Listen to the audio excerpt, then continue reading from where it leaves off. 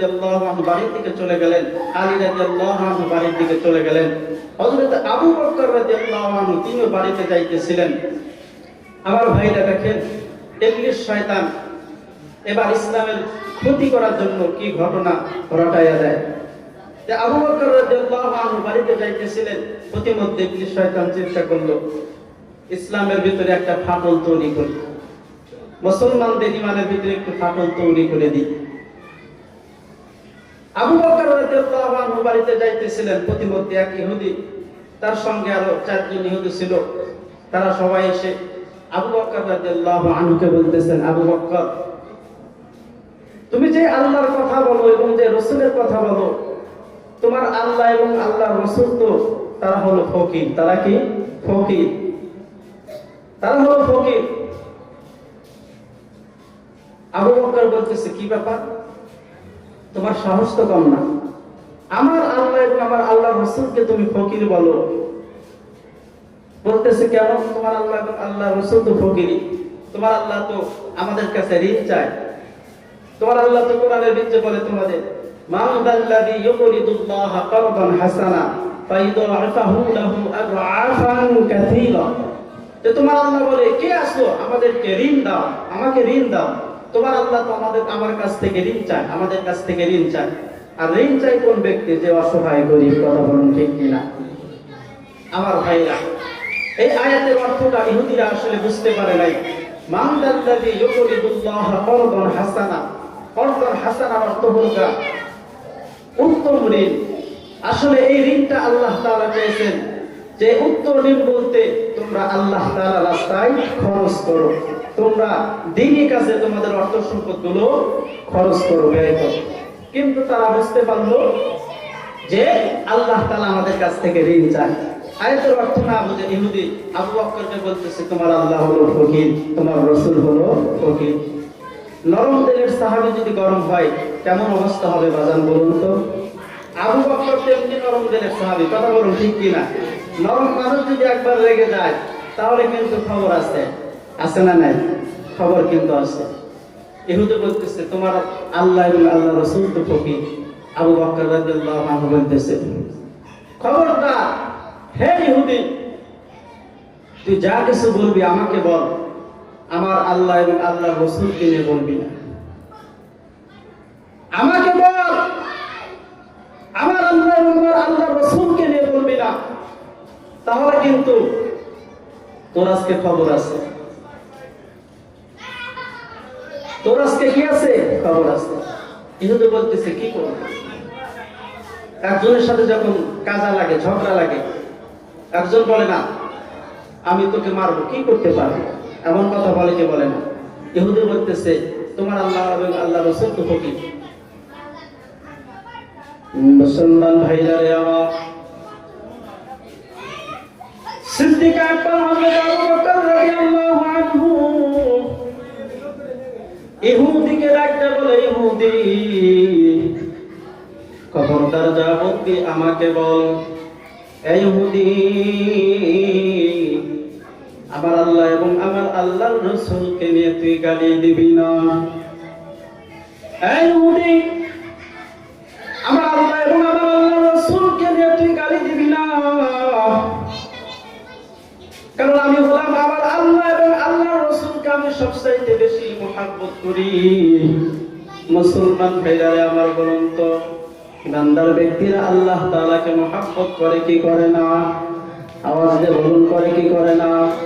সিদ্দিক আকবর হযরত আবু বকর রাদিয়াল্লাহু আনহু ইহুদিকে ডাকতে বলতেছে, ইহুদি খবরদার যা বলবে আমাকে বলো, আমার আল্লাহ এবং আমার আল্লাহর রাসূলকে নিয়ে তুমি কোনো কিছু বলতে পারবে না। আমি আমার জীবনের চাইতে সব চাইতে বেশি আমার আল্লাহ এবং আমার আল্লাহর রাসূলকে ভালোবাসি। এই ইহুদি, তুমি যদি আরেকটা বার আমার আল্লাহ এবং আমার আল্লাহর রাসূলকে নিয়ে যদি আমাকে গালি দাও, আমার আল্লাহ এবং আল্লাহর রাসূলকে যদি গালি দাও, তাহলে তোমাকে আমি এমন আঘাত করব। ইহুদি, খবরদার সাবধান হয়ে যাও। ইহুদি আবার বললেন, আল্লাহ এবং আল্লাহর রাসূল ফকির, তুমি কি বলবে? মুসলমান ভাইরা আমার, নরম মেজাজের একজন মানুষ যদি গরম হয়ে যায়, যারা একদম নরম মেজাজ মেজাজের মানুষ হঠাৎ করে যদি গরম হয়ে যায় তাহলে কিন্তু খবর আছে। সিদ্দিক আকবর হযরত আবু বকর রাদিয়াল্লাহু আনহু ইহুদির এই কথা আর সহ্য করতে পারলেন না, সঙ্গে সঙ্গে ডান হাত দিয়ে ইহুদির গালে জোরে একটি আঘাত করে দিলেন। সুবহানাল্লাহ। মুসলমান ভাইরা আমার দেখেন ইমানদারের পাওয়ার কেমন। একজন বৃদ্ধ মানুষ সিদ্দিক আকবর রাদিয়াল্লাহু আনহু, বৃদ্ধ মানুষ যখন ঈমানের পাওয়ার নিয়ে যখন ইহুদির গালে আঘাত করলেন, আল্লাহ এবং আল্লাহর রাসূলকে নিয়ে গালি দেওয়ার কারণে আবু বকর যখন ইহুদির গালে আঘাত করলেন, ইহুদির গালে এমন ভাবে আঘাত করলেন, আবু বকরের পাঁচটি হাতের আঙ্গুল ইহুদির গালে একদম বসে গেলেন।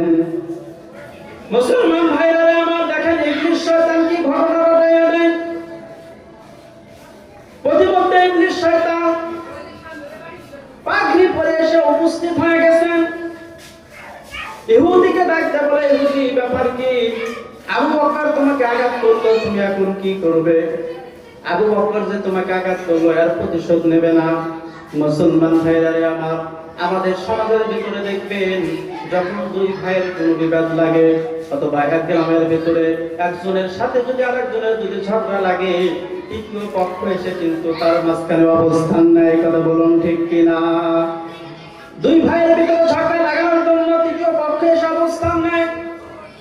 ছোট ভাইকে বলে, তোমার ভাই তোমার গায়ে আঘাত করলো, সাহস কিন্তু কম না, কি করবে? তুমি কি বিচার করবে না? যাও মেম্বারের কাছে যাও, চেয়ারম্যানের কাছে যাও, থানায় যাও, ভাইয়ের নামে 10টি মামলা করে আসো। কথা বলুন আছে না নাই? এমন অবস্থা আমাদের সমাজের ভিতরে আছে না নাই? ভাইয়ে ভাইয়ে ঝগড়া লাগে, তৃতীয় পক্ষে এসে বুদ্ধি দেয়, পরামর্শ দেয়, থানায় চলে যাও, তোমার ভাইয়ের নামে 5টি মামলা করে আসো, তুমি সব সাইডে আগে গিয়ে মামলা করে আসো। মুসলমান ভাইরা আমার, সিদ্দিক আকবর রাদিয়াল্লাহু আনহু যখন ইহুদির গালে আঘাত করলেন, তৃতীয় পক্ষ ইবলিস শয়তান এসে ইহুদিকে বলতেছে, তোমার গায়ে আঘাত করলো, তুমি কি আর কোনো বিচার চাও না? ইহুদি বলতেছে, অবশ্যই আমি বিচার চাই। আবু বকর আমার গায়ে আঘাত করেছে, আমি বিচার চাই। এখন আমাকে কি করতে হবে? ইবলিস শয়তান বুদ্ধি দিয়ে দিল, যাও, আল্লাহর সবচাইতে প্রিয় বন্ধু হলো মুহাম্মদ সাল্লাল্লাহু আলাইহি ওয়াসাল্লাম। আল্লাহ তাআলার বন্ধু হলো মুহাম্মদ, আর মুহাম্মাদের বন্ধু হলো আবু বকর। তুমি যদি এখন আবু বকরের বিচার নিয়ে যদি মুহাম্মাদের কাছে যাও, মুহাম্মাদের কাছে গেলে মুহাম্মদ আবু বকরের বিচার করবে, কারণ মুহাম্মদ এমন একজন ন্যায় বিচারক, যিনি সঠিক বিচার করবেন।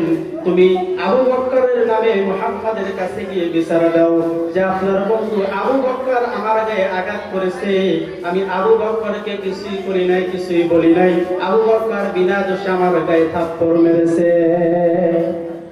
শয়তান বুদ্ধি দিয়ে দিল, কি দিয়ে দিল ভাইজান?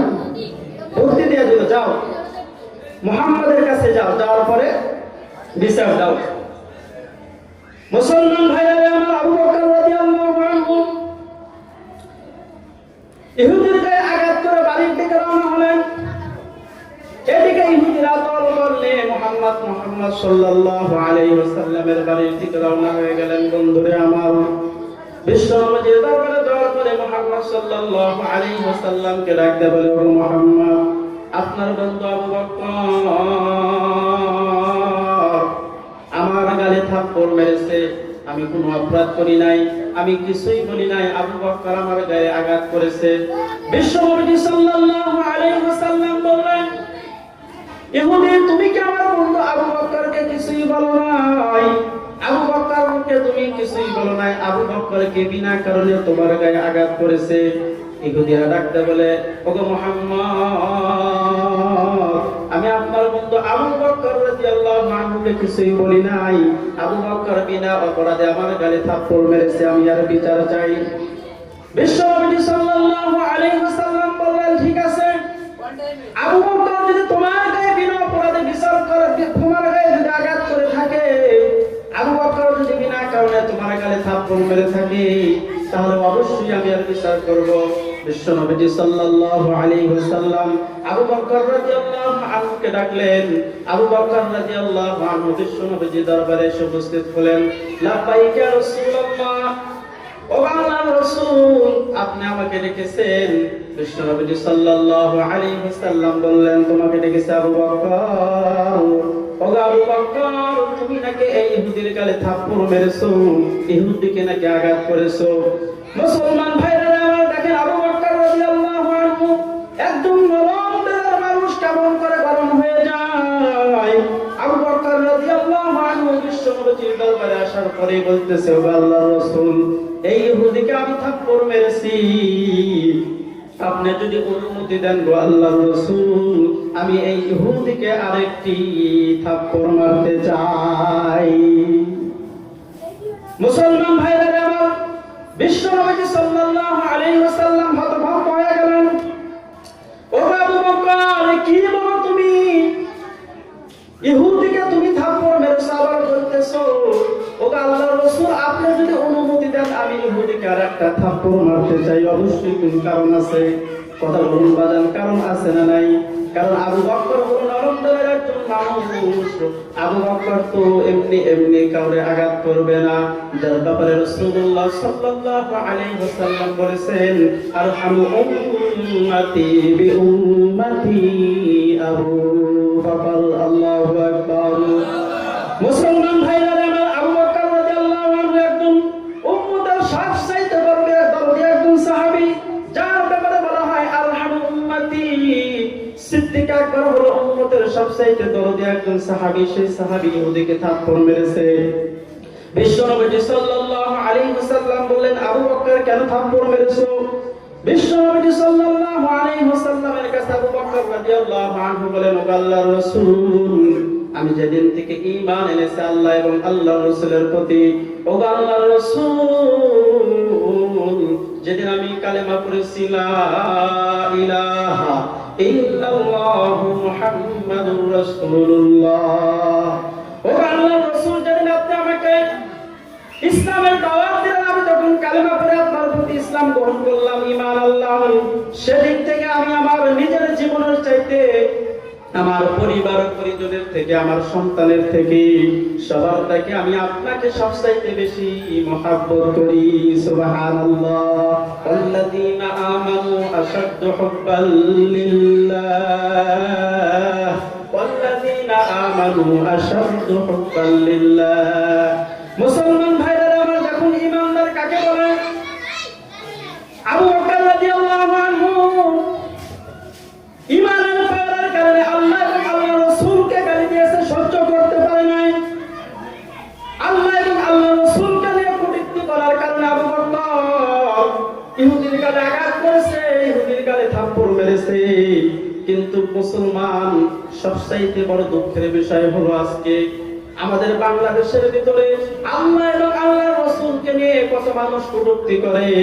এই যে কিছুদিন আগে একজন ফাউল সরকার, কি সরকার কথা বলুন, ফাউল সরকার আমার আল্লাহকে নিয়ে কটূক্তি করেছিল, বাংলাদেশের মুসলমান কোনো প্রতিবাদ করে নাই। এ মুসলমান ভাইরা আমার, এটা যদি হয় ঈমানের অবস্থা। পার্শ্ববর্তী গ্রাম নাগগাতি, এই নাগগাতি গ্রামের ভিতরে কিছুদিন আগে এক কুলাঙ্গার, এক নাস্তিক আমার আল্লাহ এবং আল্লাহর রাসূলকে নিয়ে কটূক্তি করেছিল। আমার রাসূলকে নিয়ে এক কুলাঙ্গার কটূক্তি করেছিল। আমি ধন্যবাদ জানাই নাগগাতি গ্রামবাসীকে, তারা প্রতিবাদ করেছে। মুসলমান ভাইরা আমার, আমি বলতে চাই, ওয়াল্লাযীনা আমানু আশাদ্দু হুব্বাল লিল্লাহ, ঈমানদারদের ভালোবাসা যদি আল্লাহর প্রতি সবচাইতে বেশি হয়ে থাকে, তাহলে এখনো কেন বাংলার জমিনে কোন নাস্তিক যখন আমার রাসূলকে যখন গালি দেয়, বাংলার জমিনে কেন এখনো প্রতিবাদ করা হয় না? কথা বলুন ঠিক কিনা? এ মুসলমান ভাইরা আমার, আল্লাহু তাকবীর, আল্লাহ এবং আল্লাহর রাসূলকে নিয়ে এখনো গালি দেওয়া হয়, কোনো প্রতিবাদ করে না মুসলমান। এটা তো আমাদের ঈমানের দাবি না? কথা বলুন ঠিক কিনা? কিন্তু সিদ্দিক আকবর রাদিয়াল্লাহু আনহু একজন নরম দিলের মানুষ, একজন বৃদ্ধ সাহাবী। দেখেন আবু বকর রাদিয়াল্লাহু আনহু যখন আল্লাহ এবং আল্লাহর রাসূলকে নিয়ে কটূক্তি করেছে, ইহুদি সঙ্গে সঙ্গে গালে থাপ্পড় মেরে দিয়েছে। মুসলমান ভাইরা আমার, আলোচনা লম্বা করব না। বিশ্বনবী সাল্লাল্লাহু আলাইহি ওয়াসাল্লামের দরবারে যখন বিচার দিলেন, বিশ্বনবী সাল্লাল্লাহু আলাইহি ওয়াসাল্লাম আবু বকর বকরকে জিজ্ঞাসা করলেন, আবু বকর কেন তুমি এই ইহুদির গালে থাপ্পড় মেরেছো, কোন কারণে মেরেছো? আবু বকর বললেন, ও আল্লাহর রাসূল, আল্লাহ এবং আল্লাহর রাসূলকে আমি সবচাইতে বেশি মহব্বত করি, ভালোবাসি। যেদিন থেকে আমি ঈমান গ্রহণ করেছি ওই দিন থেকে আমি আবু বকর, আমার সন্তান, স্ত্রী, সবার থেকে আমি আল্লাহ এবং আল্লাহর রাসূলকে বেশি মহব্বত করি। সুবহানাল্লাহ। ও আল্লাহর রাসূল, এই ইহুদি আমার আল্লাহ এবং আমার আল্লাহর রাসূলকে নিয়ে কটূক্তি করেছে, তাই ইহুদি বলে আমার আল্লাহ এবং আল্লাহর রাসূল নাকি ফকির। আমি এই কথা সহ্য করতে পারি না ও আল্লাহর রাসূল, এই জন্য আমি ইহুদির গালে থাপ্পড় মেরেছি। মুসলমান ভাইরা আমার, বর্তমান সমাজের অবস্থা হলো যে একজন ইমানদার ব্যক্তি, একজন সৎ মানুষ, তার পক্ষে যদি কেউ সাক্ষী দিতে বলে কেউ সাক্ষী দেয় না। কথা বলুন ঠিক কিনা?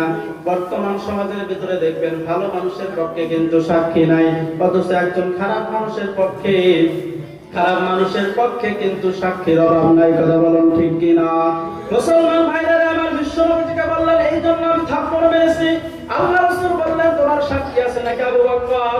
আল্লাহ রাসূল সাল্লাল্লাহু আলাইহি ওয়াসাল্লাম যখন সাক্ষীর কথা বললেন, আবু বকর বললেন, ও আল্লাহর রাসূল, আমার তো কোনো সাক্ষী নাই, আমার সাক্ষী হলেন আমার আল্লাহ। আল্লাহু আকবার।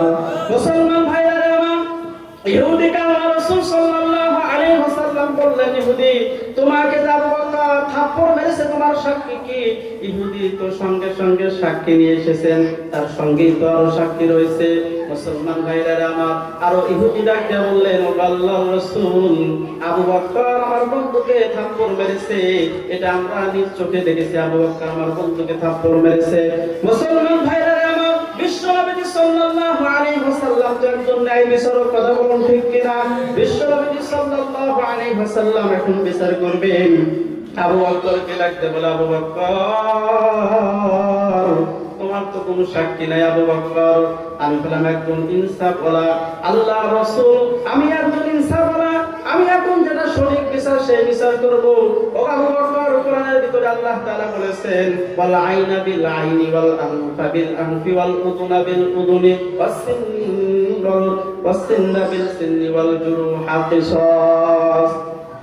আল্লাহ রাসূল সাল্লাল্লাহু আলাইহি ওয়াসাল্লাম কিসাস অনুযায়ী এখন বিচার করবেন। আবু বকর, যেহেতু তুমি ইহুদিকে থাপ্পড় মেরেছো, এখন তোমার শাস্তি হলো এই ইহুদি তোমার গালে থাপ্পড় মারবে। যেহেতু তুমি ইহুদিকে তোমার হাত দ্বারা আঘাত করেছো, ও আবু বকর তোমার যেহেতু সাক্ষী নাই, এখন ইহুদি তোমার গালে থাপ্পড় মারবে। মুসলমান ভাইরা আমার, দেখেন একজন ইমানদার বান্দার প্রতি আল্লাহ তাআলার কত দয়া, আল্লাহ তাআলার কত মায়া। মুসলমান ভাইরা আমার, ইহুদিকে যখন এই রায় দিল, ইহুদি আবু বকর তোমার যে গালে থাপ্পড় মেরেছে, তুমি এখন আবু বকরকে সেই গালে থাপ্পড় মারবে। মুহাম্মদ সাল্লাল্লাহু আলাইহি ওয়াসাল্লাম যখন বিচারের রায় দিয়ে দিলেন, মুসলমান ভাইরা আমার, বিশ্বনবী যখন বিচারের রায় দিলেন, ইহুদি হাঁটি হাঁটি পা পা করে এখন আবু বকরকে মারার জন্য অগ্রসর হইতেছেন।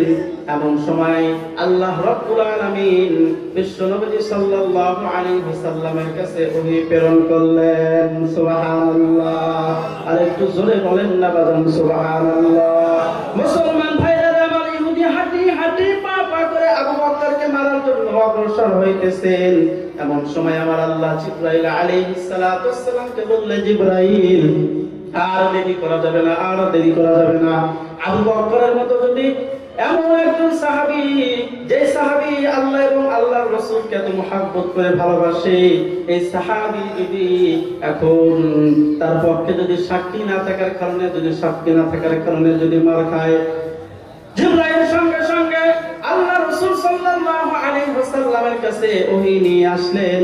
আল্লাহ রাসূল সাল্লাল্লাহু আলাইহি ওয়াসাল্লামকে শুনিয়ে দিলেন, লাকাদ সামিআ আল্লাহু কাওলাল্লাযীনা ক্বালু ইন্নাল্লাহা ফাকীরুন ওয়া নাহনু আগনিয়া। আল্লাহু আকবার। আর একটু জোরে বলেন আল্লাহু আকবার। মুসলমান ভাইরা আমার, ইহুদি আঘাত করার জন্য অগ্রসর হয়েছে। এমন সময় আল্লাহ রাসূল বলে ইহুদি থেমে যাও, থেমে যাও, ও ইহুদি থেমে যাও, আমার আল্লাহ তাআলা আবু বকরের জন্য নিজেই সাক্ষী হিসেবে এসেছেন। সুবহানাল্লাহ। আল্লাহ তাআলা বলেন লাকাদ সামিআল্লাহু কাওলাল্লাযীনা ক্বালু, নিশ্চয় আল্লাহ তাআলা শুনেছেন ওই সমস্ত ব্যক্তিদের কথা। লাকাদ সামিআল্লাহু কাওলাল্লাযীনা ক্বালু, যারা বলেছে ইন্নাল্লাহা ফাকীরুন ওয়া নাহনু আগনিয়া, যে আল্লাহ তাআলা হলো ফকির এবং আমরা হলাম ধনী। আল্লাহ তাআলা এই কথা নিজেই শুনেছেন, ইহুদিরা বলেছে। সুবহানাল্লাহ। মুসলমান ভাইরা আমার, এই জন্য বলতে চাই, সময় অল্প।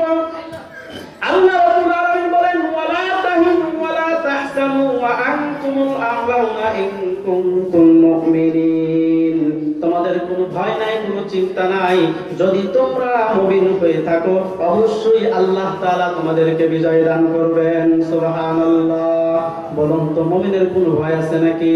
মুমিনের কোনো ভয় আছে নাকি? লা তাহসান ইন্নাল্লাহা মা'ানা, লা তাহসান ইন্নাল্লাহা মা'ানা। আল্লাহ বলেন তোমাদের কোনো ভয় নাই, আমি তোমাদের সঙ্গে আছি। বিশ্বনবী বলেন মান আহাব্বা লিল্লাহ ওয়া আবগাদা লিল্লাহ ওয়া মানাআ লিল্লাহ ওয়া আ'তা লিল্লাহ, এই চারটি কাজ যারা করতে পারবে, চারটি বৈশিষ্ট্য যাদের ভিতরে থাকবে, ফাকাদ ইসতাকমালাল ঈমান, তারাই হবে পরিপূর্ণ ঈমানদার। আমার ভাইরা, ঈমানদার তো সবাই দাবি করি, কিন্তু আসলে ঈমানের যে একটা পাওয়ার, এটা আমাদের ভিতরে নাই। কথা বলুন ঠিক কিনা? আজকে বাংলাদেশে দেখেন আমাদের সামনে কত মানুষ আল্লাহ এবং আল্লাহ রাসূলকে নিয়ে কটূক্তি করে, আমরা কিছু বলি না। আসলে আমাদের ঈমানের পাওয়ার নাই। এই জন্য আমাদের ঈমানের পাওয়ার আনতে হবে। ঈমানদারের পাওয়ার থাকবে সবচাইতে বেশি।